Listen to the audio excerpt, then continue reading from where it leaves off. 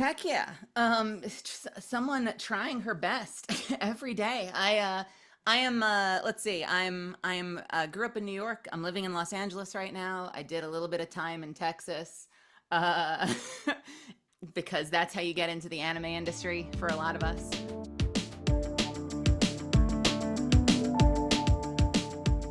Good morning, good evening, good afternoon, and welcome to another episode of Movement Radio. I am Chip Hazard, I'm Talon Williams. I'm Roger Sierra. and today we are joined by the multi-talented, multifaceted Meli Grant. Meli, how are you today? Yo, what's up everybody? Hi. I'm doing great. I wasn't sure if I should come in as the fourth. Be like, "Yo, my name is Melizand Meli Grant, Yeah, fourth we would have host let you. show. Let's go." Yes. Thanks for So having me. thank you for joining us. Yeah. The pleasure is ours, I can assure you. Um, so for those who don't know, who is Meli Grant? Heck yeah. It's just someone trying her best every day. I am let's see. I'm grew up in New York. I'm living in Los Angeles right now. I did a little bit of time in Texas. Uh because that's how you get into the anime industry for a lot of us. I got my BFA in drama from NYU Tisch School of the Arts in New York City. I worked for Apple as a repair technician for about 5 to 10 years. I kind of split between sales and repair. 3 of those years was spent overnight just turning screws for a living and working on the coolest team I've ever been a part of and still have to this day. 10 years to the day, I quit. You can't see it in a frame. You know what?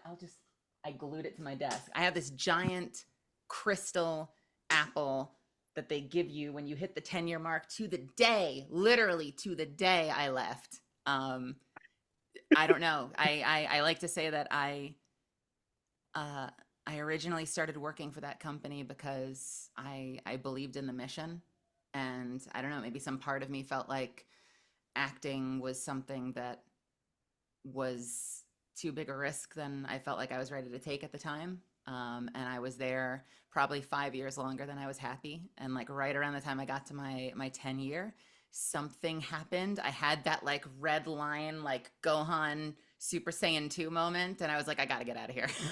I'm done. I need to leave.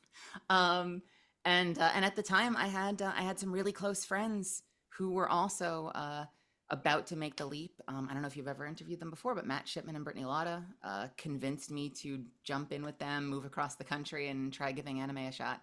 And we took it from there. I'm a storyteller. I am a creator. I'm someone who very frequently doesn't know what I'm doing.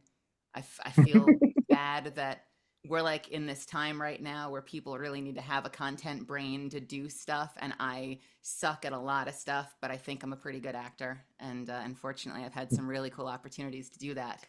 um, in the past 2 years I've also got into streaming, uh, and I found my way into the VTuber community. Weirdly, I know, flesh face right now, but when I stream I've got a cartoon character on screen, and it's become such a source of joy and creativity for me.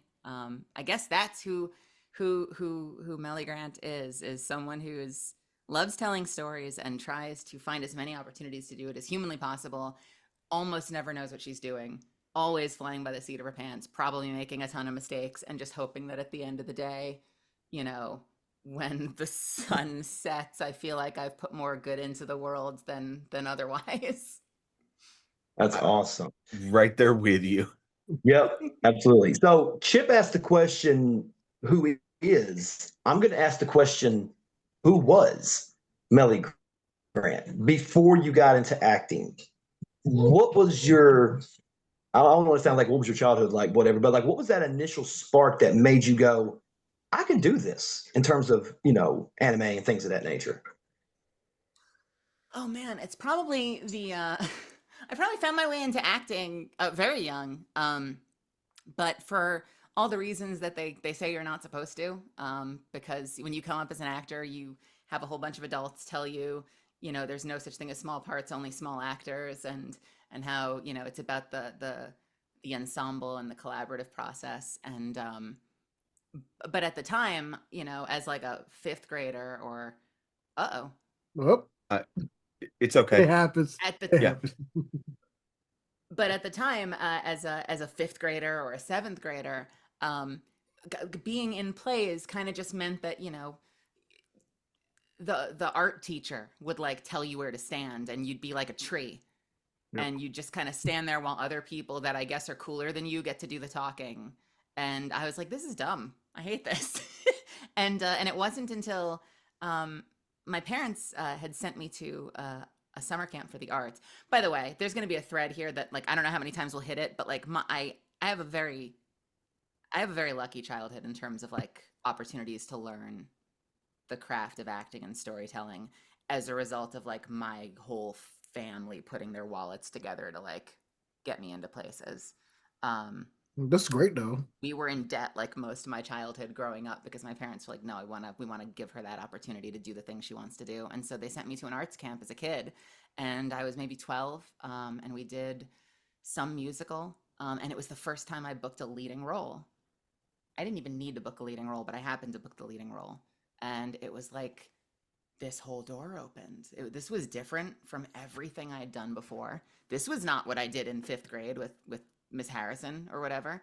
Um, and something spoke to me, and it was really, really powerful. And like that bug bit, and suddenly I couldn't get enough of it. And so, you know, next thing I knew, I was trying out for every single play my school did. I was, you know, every single year, way more years than most kids go to that camp. I was back at that camp every summer doing plays.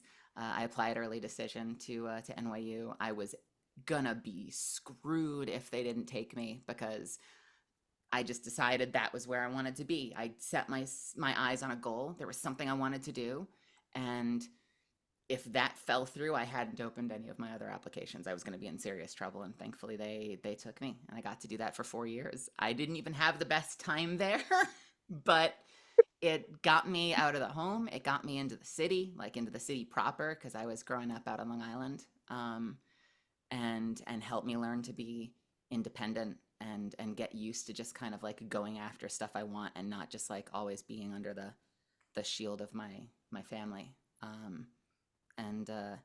And yeah, so I did 4 years at NYU. I graduated with a BFA in drama. I did about a year and a half stage and screen acting. I decided at some point when I was a kid, I was going to be in movies. I wanted to do like film and television.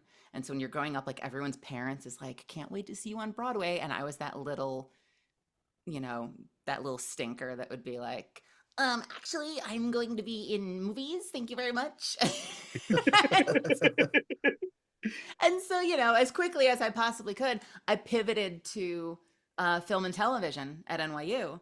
And then I don't want to like make myself sound like an ancient person because I'm a ripe young age of 843. But I was at an Otakon one summer. Some friends had convinced me to go down to Baltimore and go to an anime convention, and they convinced me to put together like, you know, like a Walmart cosplay because you've got to dress up as something if you go. And there was a workshop by Tony Oliver, who is a prolific voice actor and director. Rick Hunter in Robotech, Lupin and Lupin the Third, directed Kill la Kill and Gurren Lagann, and lots of real, you know, K-On!, lots of storied anime dubs. And it was all about the voiceover industry. And like, I'm sure you've probably had a bunch of actors say this. It's the stupidest thing in retrospect, but like, I never thought of that as acting. You know, like you see a cartoon. I don't know, Fred Flintstone makes that voice. You pull the string on the back of an action figure and it says, "Rah, rah, rah," and you're like, I don't know where that sound comes from, but like those are people. And I didn't think about that. And I'm like, this is the coolest thing ever. I'm used to being like, you know, a disappointed spouse, or like someone that falls in love and sings some songs, you know, or like maybe a business person when I do acting. Like I can be a Saiyan. What the heck? This is such a cooler type of acting than anything I've done before. I want to be in this. I pivoted everything towards voice acting. Started taking classes through them. And if I can tell you the was for just another minute or two, I want to throw some Oh, looks yes, in, actually, yes. because It was one of the first years they started doing workshops. And voice acting is kind of a fascinating thing because there are so many, and like, I hope to be one of them someday. There's a story of so many people who are fans of the medium who like get into it doing fan dubs or like machinima or you know, or just lately the content brain seems to be just like doing voiceover for comics you see on Twitter. Mhm. And those people working their way into the professional world. And I don't know, like I guess I'm just old enough that when I first started taking those classes, you know, teachers would be like, "Oh, well, you know, that's good for like cutting your teeth and practicing, but like that's never going to be your way in." Um, and that only was the truth until like some of those people got in and like kicked the door open for everybody else, and it was like, "Yeah, no, the the rules are different now." Um, and but I don't know, I had a crisis of confidence. I was dealing with a bunch of identity issues, trying to figure myself out. And God bless Tony Oliver. He, from the first time I started taking classes with him, he was like, "You can do this professionally. You're good at this. You should be in LA or Texas." But like, I'm in LA, so I kind of feel like you should be in LA. And then I'd go back and I'd work retail. And a year and a half later, they do another New York workshop because most of them are in Los Angeles. I'm in New York. And so they only do like a New York workshop once every like 2 years. And I would show up just to kind of like dip my toes back in. I'm getting further and further away from my degree. And every time he would be like, "What are you doing? Get out here. You can do this. You don't need to be turning screws for a living." No disrespect to people that turn screws. I did it for a long time and I liked it for a long time until I didn't. Um, and then at a certain point, I kind of aged out. Like I sort of skilled out of his classes. But when he was in town, he would call and he'd be like, "Hey, do you want to get dinner?" And he would be like, "I want you to know I'm not going to pressure you, but I still think you can do this. And when you think you can do this, I'm still going to be here." Um, it's so embarrassing to say it took like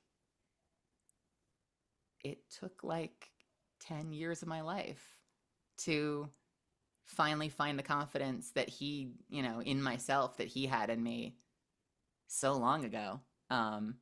And so in many ways I like owe having a career at all to him just continuing to be like the best kind of support. Maybe the better kind of support would be to actually drag me like by the hair out to Los Angeles, but like the second best kind of support, which is just being consistent and being like, "Yes, I'm not like big Hollywood, you know, too important to like, you're not paying me for the workshop anymore. Like, let me take you out to dinner.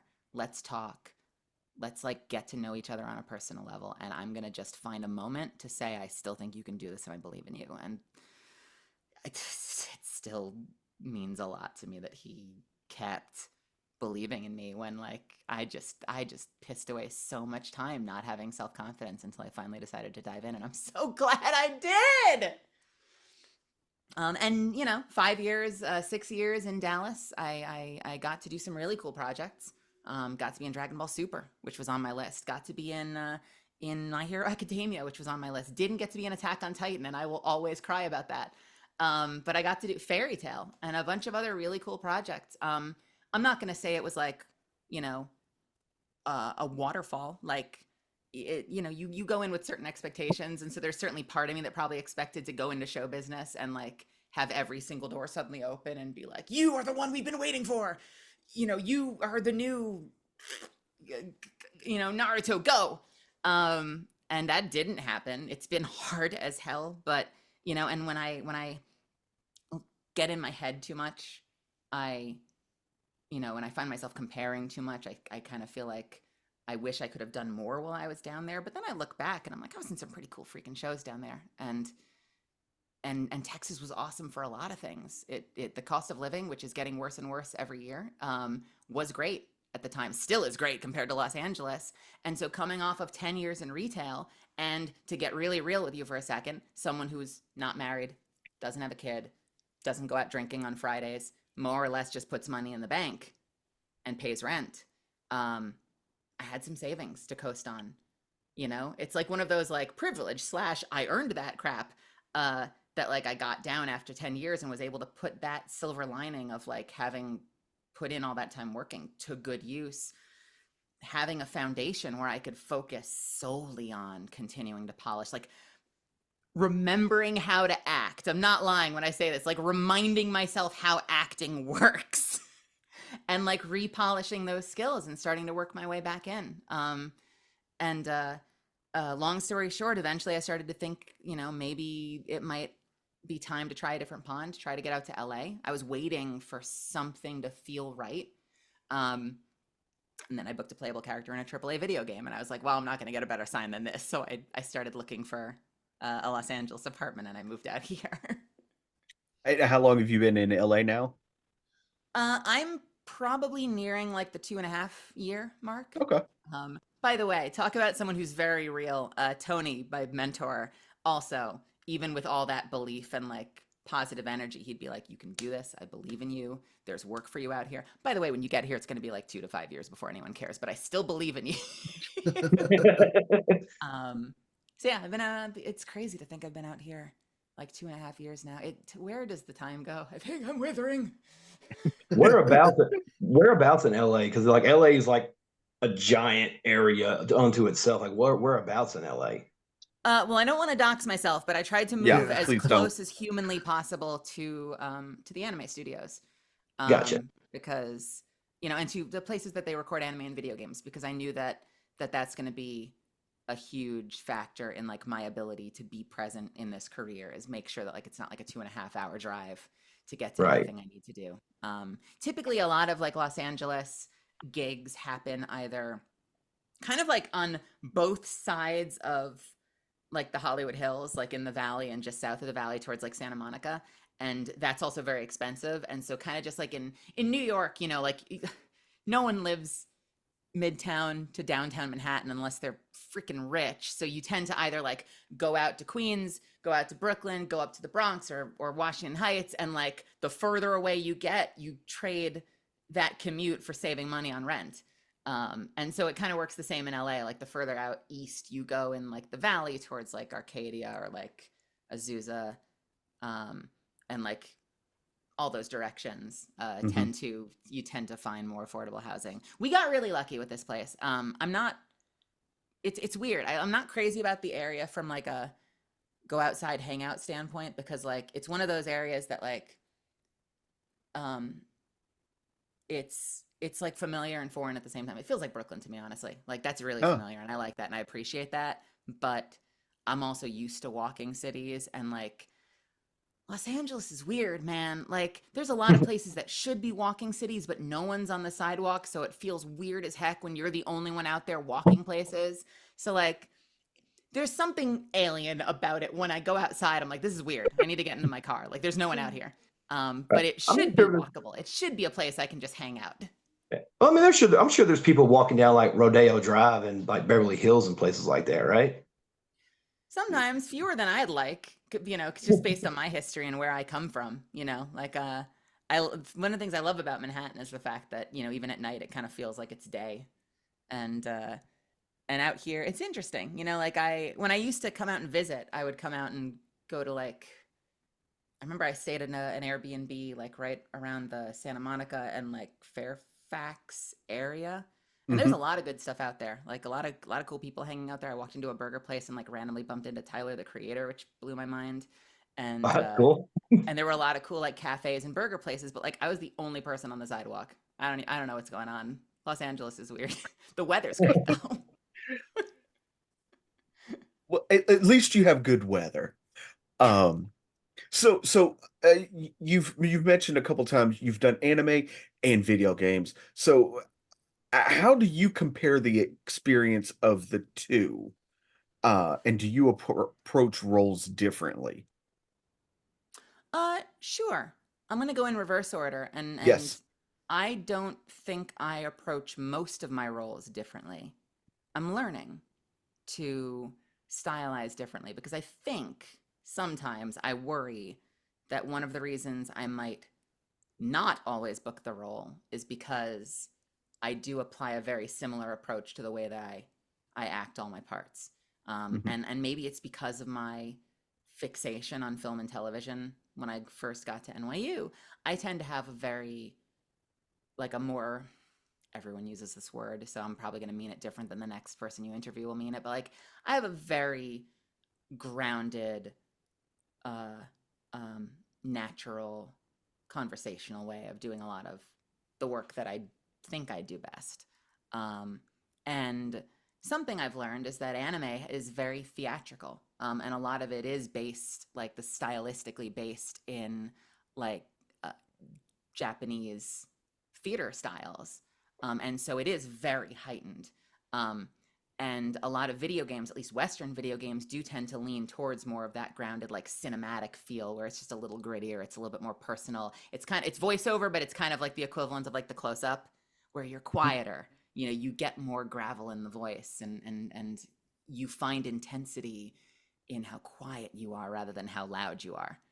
And that's an interesting adjustment. I think that I'm getting better at that, but it is something that, like, I keep having to remind myself sometimes that those style is different, because, you know, I've done Dragon Ball Super and you were screaming at the top of your lungs for 2 hours straight, and like hopefully they book you on a Friday because you're not going to want to talk to anybody for the next 3 days after that session.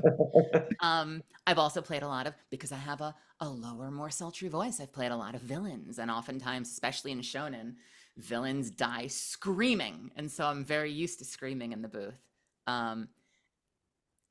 Video games are a little different. I think when I play more character-driven stuff, it's a lot quieter, but I also, just because of the nature of my voice, because I've got that, like, you know, I don't know, that like Michelle Rodriguez, like, grit going on in the way that I sound, I tend to, like, I find myself booking soldiers and mercenaries and stuff. And so a lot of those sessions, just because of the nature of, like, the way video games are, they'll bring you in for an hour of just, like, you know, shield your eyes, reloading, over there, and you do that for like 4 hours, and then you go home and like,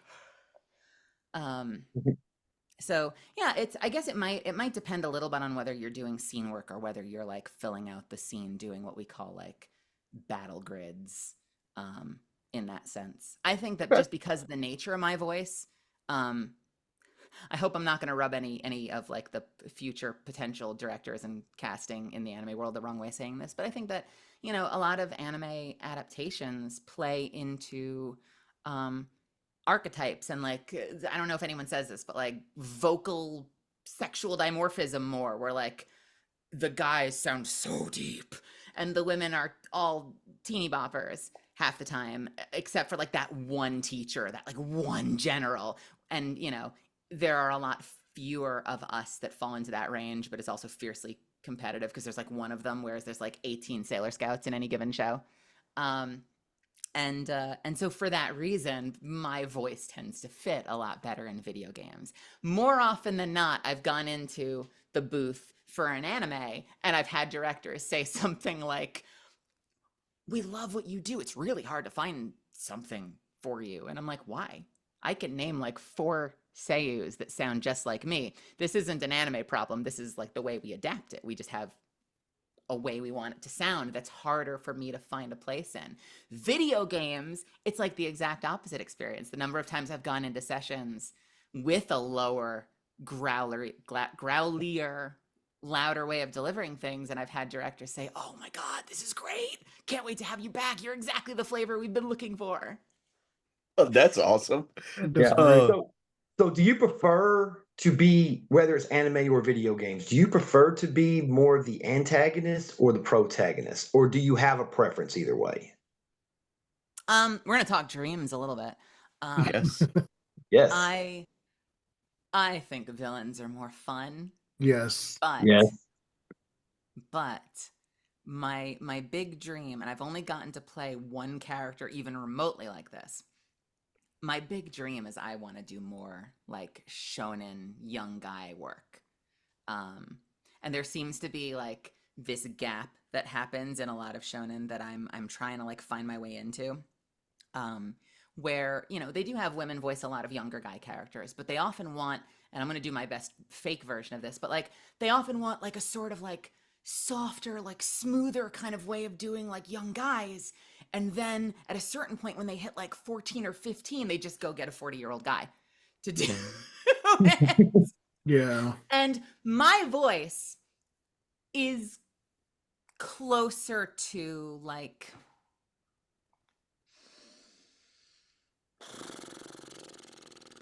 I don't know, like your Todd Habercorns, kind of like, like I have a nasalier sound, I have a crunchier sound, which means I fit into a really specific type of young teenage boy that they have a lot of guys to play. And I'm trying to like punch my way in and find a spot alongside them. That's a dream of mine. And honestly, if I could find a place, I regularly lament anime because the anime world, a lot of it is non-union. And so a lot Mhm. of it doesn't pay that well. A lot of what you make as an anime actor, you kind of hope that you can get convention appearances and like sign Funko Pops and do appearances and stuff.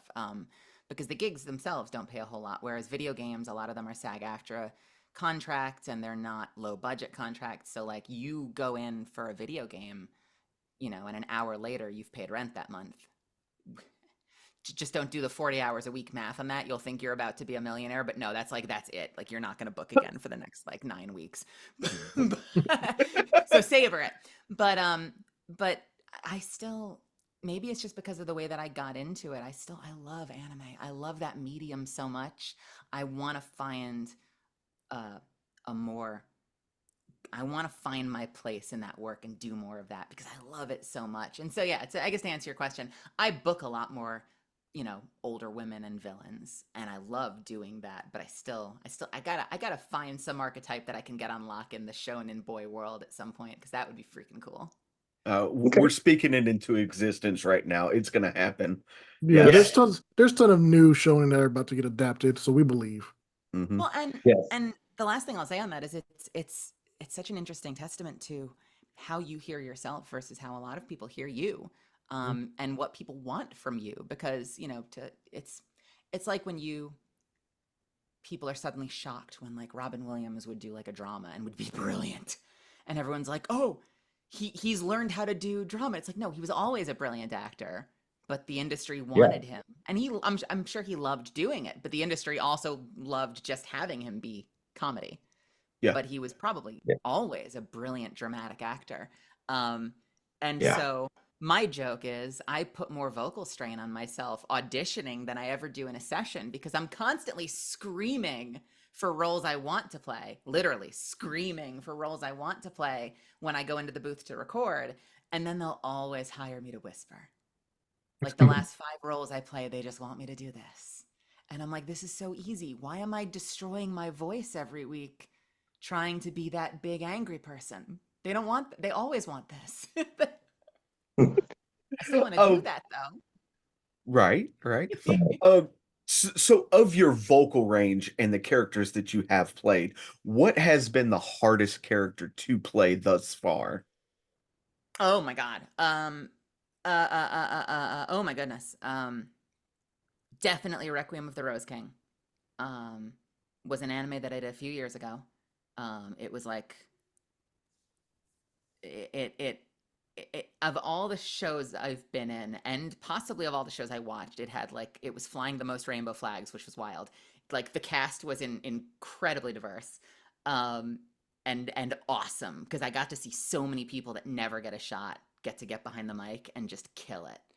Um, That's awesome. and Oh they yeah. picked me as this young kind of stinky little boy, and that alone was already huge because I never get to play characters like that. It's the young Buckingham, and so for those that don't know, you guys might, but for those that don't know, Requiem of the Rose King is an anime based on William Shakespeare's Richard III. Mhm. Hmm. It's a brilliant show. It's a brilliant manga as well, and so you meet all of the characters from that play, and it is just as epic, just as serious and dramatic, and like almost melodramatic and campy as Shakespeare's plays often were. It's such a cool show to be a part of, especially as someone who has a theater background. And I think a lot of the actors in that show very specifically were cast because they had theater backgrounds. Um, and so I got to play this stinky little boy. But at about the episode 14 mark, there's a huge time skip. And in the Japanese, they recast it. Now I have a very big vocal range that goes down. I can get Hmm. very deep with my voice. And so they recast in the Japanese version this like low. I'm gonna barely be able to do it now because it takes a lot of warm up. But this like low resonant kind of like man. He's a man, and I'm like, all right, well, I'm out the door. He wanted me to try, and so I'm like, every day I was going into the studio, I would pick like a show tune with like a baritone and I would just be like scraping, trying to sing as low as I possibly could, belting the whole 20-minute drive to the studio so I could like open up whatever that was so I could access it. And it's insane to me that they asked me to stay on as that character. It was nightmarish. It was so rewarding. And the director was so sensitive to it too, because I think initially he was very dead set on trying to match the exact tone of the Japanese performance as much as humanly possible. And I can get deep, but I can't get that deep. And so initially they pitched me a little bit. And one day, shout out to Sean Gann, who's an incredible human being and so sensitive to this because he didn't have to do this. He didn't have to listen to me. I'm just the actor. I took him aside and I said, you don't owe me this, but I'm like in my head, I'm getting really self-conscious about the fact that you guys are constantly pitch shifting me down for like the first few episodes. And maybe it's just because I'm an audio head, but like I hear the little places that it like does little artifacting because like it's never going to be perfect. And it sucks that I feel like I'm doing some of my best work because it's such a dramatic, character-driven piece. And at least to my ears, I'm really struggling to love my work because I'm hearing all this audio crap. And he's like, all right, we're done. We're gonna take it off and we'll just let it be you. It was still deeper than any voice I've ever done before. It's nothing I would have ever thought to audition for. I would have just been, no, why did you send me this? Incredibly challenging, but so rewarding to get a chance to do that and to actually stretch and do something out of my comfort zone for a while. Cool. That's great. Awesome. Yeah. So, go ahead, Roger. Go ahead. Well, go ahead. Go with yours because I think we're going a different way. So go with yours. Okay. Well, I was just going to ask because Chip just asked the question, like the hardest, section that you've done. What was the most fun section that you ever done? Like funny for like maybe just a funny moment that happened, or just something that was like, this is so much fun. Like this is why I love doing this. Wow. I've got a few. I'll make it really quick though. One of them I have to censor myself a lot because I want to keep your show PG. Oh no. You're not a PG show. Yeah. Is it not? I have been deliberately not cursing this entire time. Am I allowed to curse? Yes, you can open. say. Hold on. Here, I will open it up for you and tell you to say whatever in the fuck you want to say. Yeah. Fuck yeah. Fuck yes. Thank God. My mom is so upset with me when I stream. She's like, no one's going to want to go out with you if they hear how much you curse. I'm like, just let me be. But I try to tame it because I never know what the audience is. All right, cool. You're going to get a whole bunch more F-bombs now. Nice. Okay, so I got a couple. And I'm going to, the first two are just kind of short and sweet. I love doing scene work, and there's this trend that some anime studios get into sometimes where because we try to divide cues up maybe like every 3 seconds or so, even if it's a monologue, they'll separate those cues. And some directors are really gung-ho about really stopping after every single sentence. And so as someone who has a theatrical background, I've had to develop habits where sometimes I'll read myself in, where I'll be saying my line with myself so I can figure out where the heck I was before I say the next part of the monologue. So it doesn't sound like they stitched it together. And so I love when a director will just highlight half a page or a full page and just say, go, we'll figure out what doesn't work after you've done it. And I got to do that with Buckingham in Requiem of the Rose King. There's an amazing monologue that I'm a little embarrassed by now because it was so early back into the game after moving to Texas. So like of all the roles I wish I could remaster. It's Dimaria Yesta in Fairy Tale. I love this character so much. She's an amazing villain. And you might not, I hear all the places I was still like back to being a novice and doing these just crappy deliveries. But she has an amazing monologue when she uses her power. And okay, it's been enough years. When she stops time and she has a monologue where she talks about how awesome it is to kind of be in this space where she's now a god. And the last one would be most recently, I was in, everyone called this like the shitpost anime because it was so all over the place, but I adore it. And it was Kamikatsu, Working for God in a Godless World, where I play, I guess they're setting me up to be the lead villain. We'll see if it gets a season 2.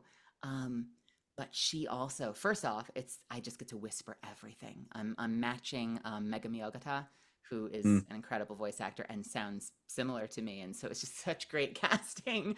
And I get to whisper everything. And it's just these very soft, methodical, like brilliant monologues. I had so much fun doing that character. Those moments are so great for me. The other one is from Requiem of the Rose King, because, oh God, sometimes the material is so uncomfortable. I'm in a very abusive relationship with the character Richard in that anime, and it gets very uncomfortable at times. And the only way that we were able to get through it was by making the worst jokes. So, for example, yeah, all right. I'm gonna test the limits of your broadcasting. All right. So I like fucking with my directors sometimes. So we would get in, and I'm doing a scene where it's getting very physical and like non-consensually physical. And so to break the ice, we're in the booth and we'll do a take, and I'll be like, "Hey, I have a question. Because I just want to make sure that we're doing this right. Can you tell me like precisely the time code that the penetration happens? I just want to make sure I nail this for you." And they're like, "Meli!" Wow. Yes. Completely just, shave the ice off the scene. I'm like, well, let's get comfortable here. I don't think you can find it, but I did a character it was canceled immediately. I did a character once for Interspecies Reviewers, was a dub that had like 2 episodes go live, and then they're like, nope, and they canceled the dub because it got a little bit too raunchy. Just And wait. so yeah, it was just shit like that, where we'd get in the booth We know. and we'd be like, okay, I just need to know, like, they'd be like, okay, I'm not going to make you do that anymore. I'm like, no, Donald, I need to know exactly how far can we push this? I want to do this right for you. Like, do you need a bigger orgasm? Is it longer or louder? Chris Sabat walks in, is like, how's everyone going? And I'm like, Chris, we are making art. You cannot be in here right now. This is what people don't know. I don't have a lot of experience doing saucier content, but something I've learned by being around a lot of voice actors, especially voice actors that do more adult focused work. And what's so funny to me, even just being on the periphery of that, is that it's so funny knowing you're making something that people are going to be aroused by. All the people making it are laughing and joking the whole time they're making it. There is nothing serious about it at all. It is all memes and like fuckery. And it's so funny that that's diametrically opposed to like what the intended response to that product is meant to be. Yes. Yeah. So you just mentioned Chris Sabat's name. Give me your best Chris Sabat impersonation. Yes. Everybody that's been on here, everybody that has been on our show that has worked with Chris has an impersonation. I need to know what yours is. Oh God, I don't know if I've worked with him closely enough to do a good one. This isn't going to be funny. I've only had more serious. funny than you think. Yeah. I like Chris because he's all right. I want to, as an actor, this is going to sound like I'm poking fun at his acting, and I'm not trying to because I adore that man. He's so methodical in the way that he delivers his lines. He's so slow and very careful, very, very like carefully paced with all the way he does his lines, that when we were working on Monkey Kid, there would be moments where we'd be like 10 takes deep because Michael Sinter-Nicholas, the director, would be like, it's gotta be faster. It's gotta be faster. It's gotta be faster. And he'd be like, brother, we need to blah, blah, blah, blah, blah, blah, blah. And I need to know that you are this and this, very carefully paced. He's like, faster, dude, faster, please. The clients are on the line. And he's like, all right, I can do this faster. Brother, we're going to, it's like, faster! And I'm the opposite. I speak so quickly that half the time when I go into the booth, they're like, you're killing me. We can't keep rewriting the lines. Like, you have to slow down. Please, Meli, please. Yeah. That, That's by the way, great. was so much fun to be a part of. Monkey Kid, if you haven't seen Yes. it, Yes.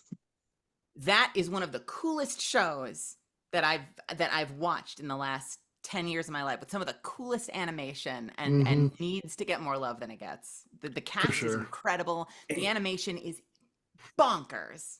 And I'm so grateful to have been a part of it. It's very much one of the underrated gems that is out there that just does not get enough love. Monkey Kid, is that what it's called? Yep. Yes. Monkey Kid, Monkie, and it's based on the story of Sun Wukong. And what's so cool, if you're an anime fan, about it is that they got Sean Schemmel to play Sun Wukong, and AKA Goku. AKA Yes. Goku, which is Goku meant to be Sun Wukong. And so you're basically watching a Lego Sun Wukong show, but like you're just kind of watching Goku. And a lot of the combat feels like it's very inspired by shows like Dragon Ball Z. And in the 4th season where I come in, they introduce some of the other major lore characters like the Azure Lion and the Golden Peng, these characters from that mythology.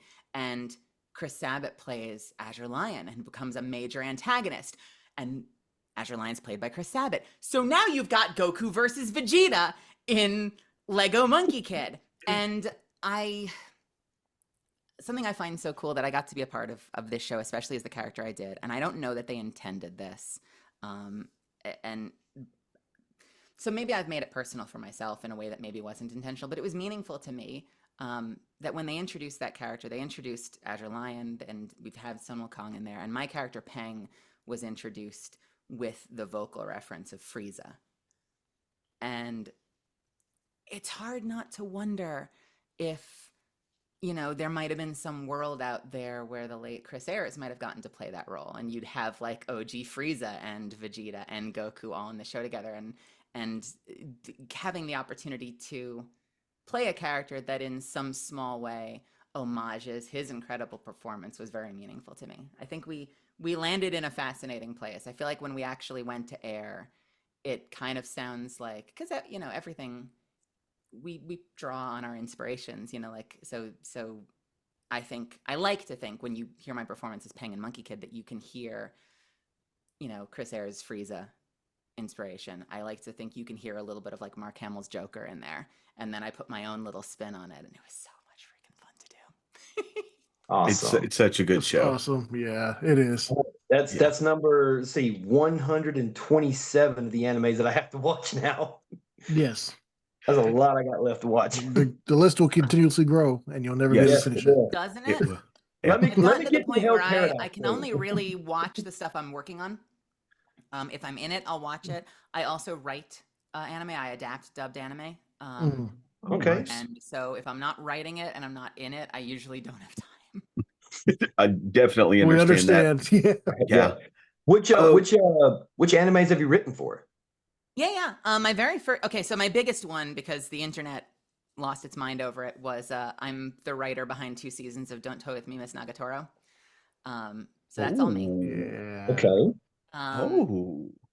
Not the translator, although I am the final. I was, well, aside from the client, I am like the second to last gatekeeper on like what jokes ended up in there and which ones didn't. And there's a lot of me in there too, because writing comedy is hard. A lot of the time you have to end up kind of putting a lot of yourself into it to make things land. That was a big one. I wrote the second half of Pretty Boy Detective Club. I wrote Honor at Magic High, which is kind of like the side series to a regular. Yep. I wrote Orient, which was awesome. Starred AJ Beckles, and he's super inspired in that. I think it's AJ Beckles and Stephen Fu, and they're both amazing. And I'm working on, I'm subbing in for 2 episodes of a show I'm really excited about right now. I'm excited and heartbroken that they didn't give me the whole thing, because I've been very fortunate. Depending on the studio, if you look at Crunchyroll, there is often a lot of shuffling. Someone fact check me on this, because it's been a couple of years, so that they might do things differently now. But I know for a while there was a lot of shuffling where like you might do 2 episodes of this show, 2 episodes of that show, and they kind of shuffle people around based on what they need for what deadlines. I've been really lucky with my writing, and that for the most part, the studio I write for will often give me an entire season. And so I get to kind of be like the master and commander of the vision of that show in English. Oh, that's awesome. Right. So how much more, so Material. how, I won't say difficult, but like what's different between just being the voice actor and writing? I mean, I'm sure the level of maybe difficulty or the level of pressure is maybe more on the writing as opposed to being the voice actor. Well, it's definitely a whole lot more work, because I will definitely be putting in, 40 to 60 hours in a week to get a script done.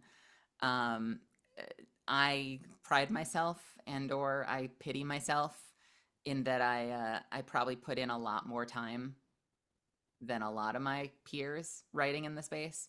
Not all of them, because I don't think of there are some incredibly brilliant anime ADR scriptwriters that I'm trying to live up to. Like the path that they've paved.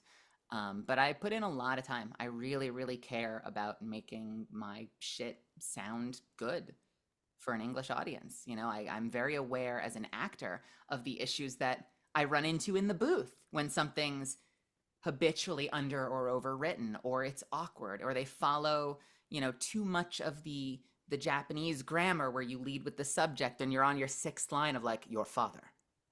He loved you, and you're like, oh my god. So, and I want that stuff to sound, I want it to sound and read good, because that creates a much better performance. If I can make the director's job easier, I'm saving them time, I'm saving them money. If I can write really well for the actors, I'm indirectly influencing the performances, and we're creating better performances because there's better text. So it's definitely a lot more time. It's really great acting practice, because when you're writing, you want everything to time out. So as an actor, I'm saying my lines constantly as I'm writing them. So it's almost like I'm doing an acting workout while I'm writing, which is really cool. I get to experiment with types of characters I might not normally book and get some practice in where like I don't usually get to play. Mhm. At the end of the day, I'm an actor first, so it's kind of like my second love, because I just love entertaining. So there's always something that feels like it's missing there. But Right. I think a lot of the time when you see actors step into roles like writing or directing, it's because we care a lot about what we're creating, and so we want to have more of ourself in there, because you start to recognize the places it could be better, and you're like, well, damn it, I want to do it myself. Right, right. Um, Tell us a little bit about your VTuber journey and how that's going. Oh Yeah. man, it is such an exercise in life not taking you in the directions you expect it to. Um, when I booked Catalyst, I'm gonna actually rewind even further than that. I've always liked the idea of streaming. Okay. Um, it's always given me a whole lot of anxiety, and I think for a long time, with peace and love, this gives me a lot of anxiety. I try to fake it, but it stresses me out a lot. And so when I would think about trying to stream, there was a lot of that like emotional like anxiety that kept me from hitting the go live button. And at my best, I might stream for a few hours every Friday, every couple of weeks, and then I would burn out again because it was just too much pressure. But it was always like this thing in the back of my mind, and I loved the idea of VTubing. It seemed like a really great way to express yourself without having those anxieties there. I'm sure, by the way, I'm going to name some people in a second, but I'm sure that I was probably thinking about it at the same time as them. So I don't mean to say that like it was in my head first. But for a long time I was thinking about it, and then, being like, that like Hamilton Aaron Burr of like, just like not waiting for lightning to strike when no lightning was striking, and just like sitting around waiting, doing nothing and not actually going after it. And so, next thing I knew, like, I saw Amelie debut as Monarch, and I saw Alejandro debut as Sayu, and I saw Jonah debut as Alpha Aniki, and Jesse debut as Mimgibus, and I'm like, fuck, dude, like everyone's leaving me behind. I want to do this. What is wrong with me? Why am I not pulling the trigger on this? And then I booked Catalyst, and I don't know, maybe this is a shitty thing to say because like it's always easier when you have a little bit of a head start, but booking Catalyst, 2 things happened. And a third thing didn't happen. The thing I hoped would happen would be that like I was suddenly in every studio every single day of the week working constantly. And that didn't happen. And I hope it continues to create opportunities, but like it didn't open 1,000 doors all at once. But a lot of people wanted to interview me. And because it's a video game, weirdly, a lot of VTubers specifically play Apex Legends. I got a lot of VTubers inviting me onto their streams just to like hang out with the voice actor that plays Catalyst and playing some Apex badly for a few hours. Me, bad. I was being hard carried. And just being in that environment with the audience there, like their opportunities started happening where I could be like, you know, I've always thought about doing this. I always thought it'd be kind of cool to do this. And every single person that I was on stream with was like, you should, it would be so cool, and was so encouraging. And audiences were like, oh my God, it would be so cool if you streamed. Yeah. You should go live. You should start doing this. I would totally watch you. And for a long time, whenever I would talk to anyone about VTubing years ago, usually people not in the scene, there was a lot of like unintentional gatekeeping where people would be like, oh, well, you know, do you understand it? Do you understand the culture? Because like if you don't understand the culture and you're not playing to really specific expectations, like they're not going to accept you. And I'd be like, okay, well, then I guess I'm not going to do it then. But once I was actually in the space with streamers that are in that scene, it was nothing but encouragement and nothing but support and advice and like openness and availability to like help hold my hand and support me as I figured it out. And even just one of the best pieces of advice I got from someone at the time was just like, make a folder on your computer and just start to put together like a mood board. When you think of a character that you're like, oh, that's kind of a character I relate to, or like an aesthetic I think is cool, just drop it in that folder and see what happens. And like slowly it started to come together. I'm still pre-debut right now. Right now, if you were to go to my stream, I have this very chibi, almost like Dora the Explorer version of Catalyst from Apex that God bless Respawn Entertainment for giving me permission to stream as their IP. And I've been in the works though for the better part of probably like a year and a half or so. I've been gathering artists, writing, spearheading, like creating a story. I'm tapping into my resources as a voice actor and like pulling some other actors in so I can kind of create a story or a lore video, as they call it, that plays to my strengths. And honestly, it's been keeping me sane the past like 6 months to a year because we're in a video game strike right now. And that's my bread and butter. That's where I book the most. So like this year happened and like my career like has momentarily fallen off a cliff, and I would just be spinning in my chair feeling sorry for myself. And the fact that I've been able to give myself this space where I can be building something and creating something has been so fulfilling and meaningful to me. And I'm dying for it all to be done and come together because like I can see the parts all out on the floor right now, and it's slowly becoming more and more intricate. And I know there's going to be a moment where all the pieces suddenly snap together. I can't wait. It's going to be so much fun. I can't wait to see it all. Yeah, for real. Also, by the way, there. another aspect of my life that I don't know what the hell I'm doing, and I'm just grateful that people show up and watch me because I am flying by the seat of my pants. I do not have a content brain. I don't clip shorts and edit them and put them on TikTok. I'm doing none of the things that the YouTube evergreen content tells you you're supposed to do to build an audience. I'm just being consistent and continuing to hit the go live button, and at some point that other stuff will figure itself out. Yep. Right now, the best I can do is at least do it. Hey, welcome to our world. Yeah, welcome to our world. Yeah, we throw darts. When me and Chip first had the idea to do movement radio, we were actually on a friend of ours had his own podcast, and we did his podcast, and we said, well, what do you think about us, starting our own podcast? He said, just do it. Like, who cares? Oh, you don't have the microphones. Okay, just do it. Oh, you got your phone? Just do it, And then it's 5 years later, we're here, It's crazy. It's that little like, it's like, me when I was 12 getting a role that didn't involve being a freaking tree, being like, oh, I like this. I can do this. And I'm sure like it's probably the same for you getting on that podcast and being like, yeah, this is right. I want to do this. Yeah. Yeah. Exactly. And it has evolved so much from that first initial thing, and I am so grateful for where we are and Mhm. Yeah. where we are going moving forward. Yeah. Doesn't the Yeah. time fly though?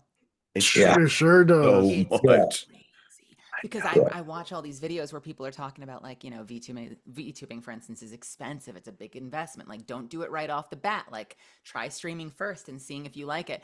And it's insane to me to think that by the time I launch all that stuff, I'm gonna be streaming for 2 years. I've been streaming 5 days a week for 2 years. How? When?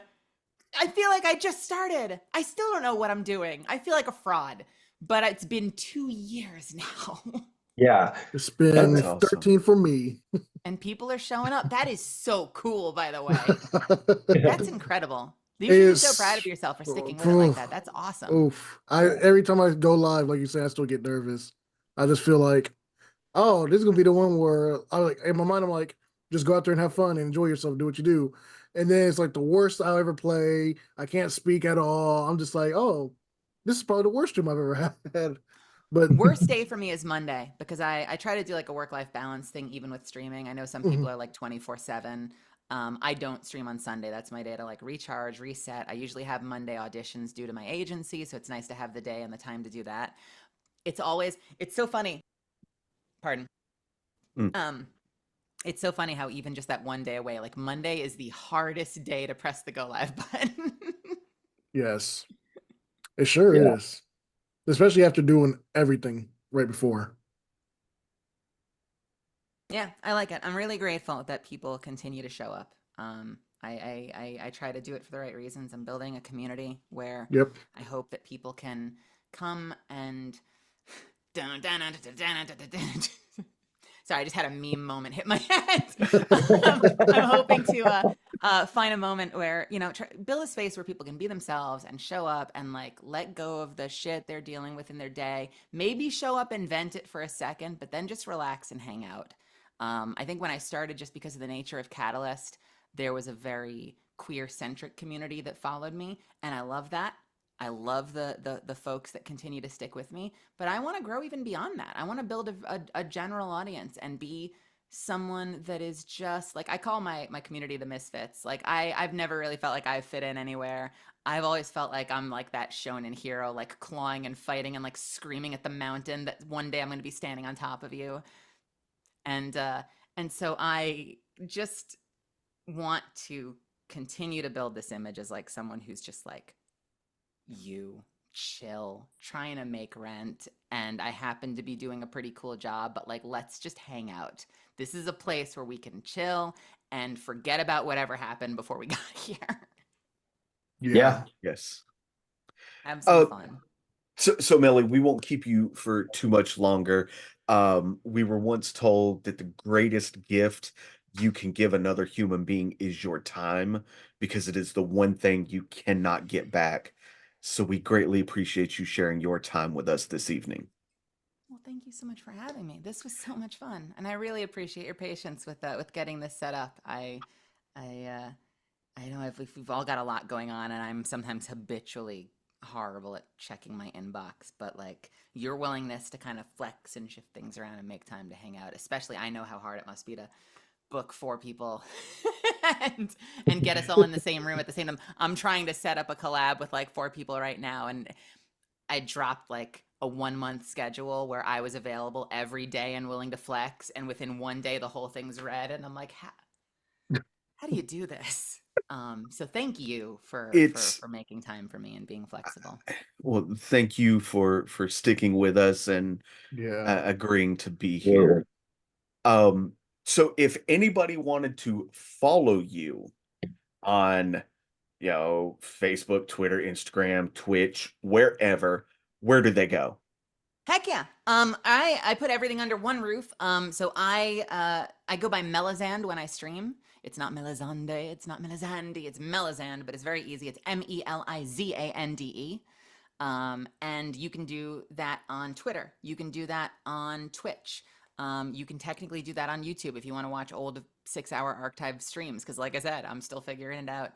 Um, My Twitter is largely just a place for me to post acting role announcements, occasionally scream at clouds.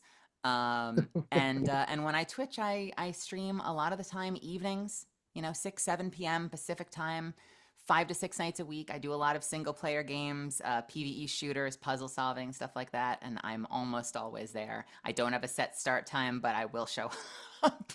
Awesome. Yeah. Thank you so All much. those links will be in the description below. Yes. Yeah. Awesome. One more question before we get out of here. I know Chip said that was the last question, but I got one more question for you. Without breaking any NDAs, what do people need to look forward to in the future for you?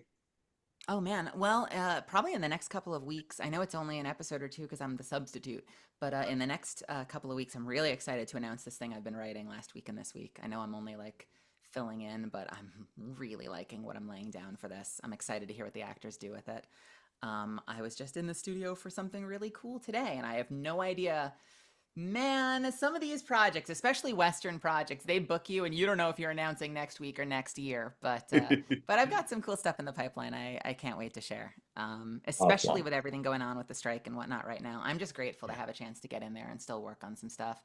Every opportunity I get to be behind the mic is a blessing. It's my favorite thing to do in the world. So I hope to be able to share more and more with you guys soon. That's Awesome. awesome. Anytime we see any of your announcements, we'll share those to our community. That way, people who might not have seen you post it will see us post it and come to whatever project that you're working on. Heck yeah, and play Apex Legends. I'm in that as Catalyst. We Yes. record that every 3 months, so there's always new voice work coming out for that, and the cast is incredible. I'm so spoiled to be a part of that awesome group of folks. Awesome. Awesome. Well, again, Meli, thank you so much for joining us tonight. Thank you guys for watching tonight. We really hope you guys enjoyed this conversation that we had tonight with Meli. Chip, Roger, anything you guys want to say before we get out of here this evening? As always, please do not leave without leaving a like, comment, share, and subscribe. Roger? And as always, guys, thank you for the great support. Without that great support, we wouldn't be able to do great stuff like this, have great conversations, meet awesome people, learn behind the scenes stuff, or just hear great stories. Because that's what we're here for, is just entertainment and building community, like you said before. But no, thank you guys so much. The love and support is great. And here, when is this episode? This is going to be after, right? This will be after C3, yes. Dang it. I was trying to do the announcement, but I forgot. But thank you for everybody who did come out to see us at C3. Hopefully we get to meet a lot of you guys there. But thank you guys for being a great community. Absolutely. Be kind to yourselves. Stay hydrated. Go eat something delicious tonight. Yeah, Yes. eat your veggies. Take your vitamins. Don't start, Roger. I knew where he was going with that. All right. But if you guys want to support Movement Radio, check out streamlabs.com/Movement Radio. My daughter's screaming through the hallway. Sorry about that. Check out streamlabs.com/Movement Radio /merch. Go cop some merch. Also check out redbubble.com/Movement Radio. We got more merch over there as well. Meli, thank you for joining us, guys. Thank you for watching, and we'll see you next time. I'm Talon Williams. I'm Chip Hazard. I'm Roger Sierra. She is Meli Grant. And this is Movement Radio. God bless.